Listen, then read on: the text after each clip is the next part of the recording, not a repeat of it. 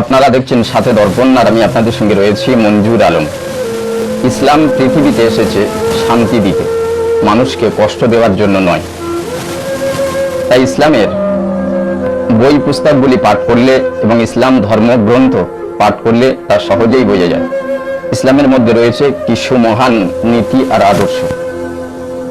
আপনি যে ধর্মের মানুষ হন না কেন, কিন্তু প্রতিটা ধর্মের পুস্তক এবং ধর্মগ্রন্থ পঠন পাঠনের দিকে আপনার কোনো বিধি নিষেধ নেই।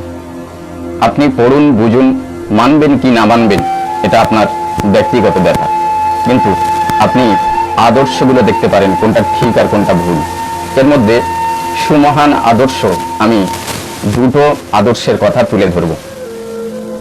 বলা হয়েছে ইমানের ৭৭টি শাখা। এই শাখার মধ্যে সবচেয়ে নিম্ন মানের শাখা হলো রাস্তা থেকে কষ্টদায়ক বস্তুকে সরিয়ে ফেলা। কোরআন শরীফে আছে কোনো বাড়ির সামনে গিয়ে বাড়ির মালিকের অনুমতি নিতে হয়। আল্লাহ বলছেন, হে বিশ্বাসীরা, তোমরা যে বাড়িতে প্রবেশ করবে বাড়ির মালিকের বিনা অনুমতিতে সেখানে প্রবেশ করো না। আগে মালিকের পারমিশন নাও। যদি তা না হয় ফাতুসাল্লিমু আলা আহলিহা, তাদের আহলে বায়াতদেরকে সালাম দাও।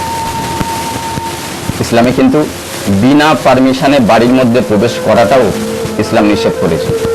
রাস্তা দিয়ে কষ্টদায়ক বস্তু সরিয়ে ফেলা সবচেয়ে নিম্ন মানের তবগা।